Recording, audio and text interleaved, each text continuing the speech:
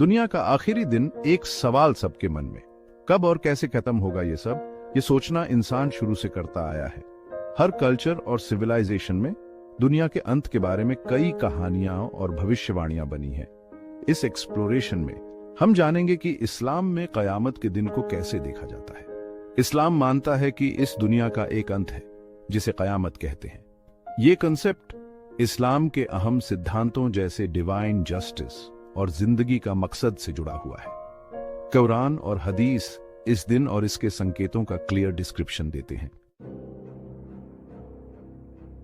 आखिरी घड़ी के संकेत, इस्लाम का नजरिया। इस्लामिक टेक्स्ट्स में कयामत से पहले होने वाली घटनाओं का बड़ा क्लियर पिक्चर दिया गया है। माना जाता है कि ये साइंस बड़े और छोटे दुनिया के अंत का संकेत देते हैं। कुछ बड़े साइंस में शामिल हैं इमाम मेहदी का आना, जो अल्लाह द्वारा भेजे गए एक नेक इंसान और रहनुमा होंगे। ईसा मसीह आयस का वापस आना, दज्जाल का आना, जो एक झूठा मसीहा होगा और लोगों को धोखा देगा, और याजूज और माजूज का ज़ुहूर, जो तबाही और बर्बादी की ताकतों को दर्शाते हैं। कुरान में आसमानी उथल पुथल का भी जिक्र है, जैसे कि सूरज पश्चिम से निकलेगा और तारे आसमान से गिरने लगेंगे। धरती पर इसके संकेतों में शामिल हैं बढ़ता हुआ भ्रष्टाचार, अधर्म, ज्यादती और कुदरती आफतों का बढ़ना।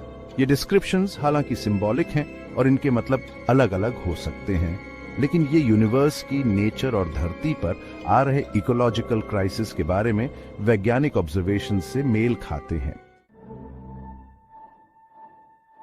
साइंस में समानताएं, पुरानी भविष्यवाणियों का मॉडर्न साइंस से कनेक्शन।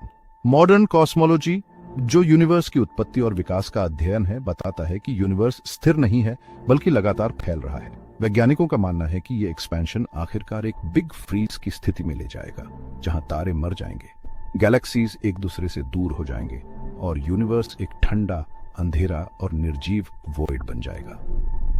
ये वैज्ञानिक भविष्यवाणी कुरान में बताए गए कयामत के दिन के डिस्क्रिप्शन से मिलती है, जहां आसमान फट जाएंगे और तारे बिखर जाएंगे। इसी तरह इस्लामिक टेक्स्ट में बताए गए कुदरती आफतों का बढ़ना असल में क्लाइमेट चेंज जैसी घटना से मेल खाता है।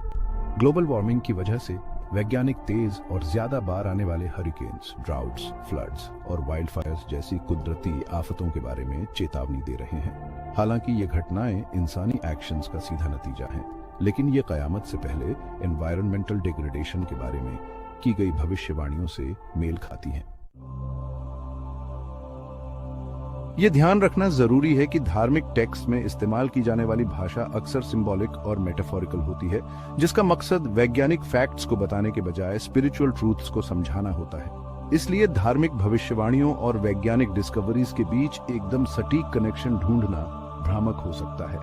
हालांकि ज्ञान के इन अलग अलग क्षेत्रों का मिलन हमें गहराई से सोचने के लिए प्रेरित करता है।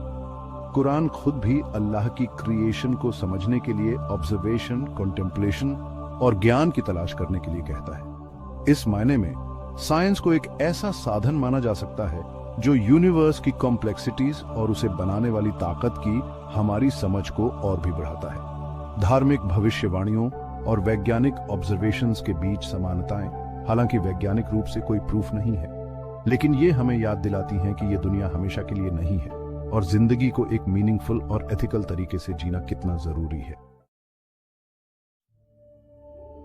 कयामत के दिन का कॉन्सेप्ट, चाहे किसी भी धर्म को मानो, हमें हमारी मृत्यु और इस दुनिया की नश्वरता की याद दिलाता है।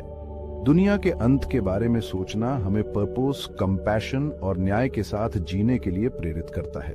ये हमें नेक काम करने, अपनी गलतियों को सुधारने और इस दुनिया को एक अच्छी जगह बनाने के लिए प्रोत्साहित करता है। हमें एक मीनिंगफुल और एथिकल जिंदगी की ओर ले जा सकती है।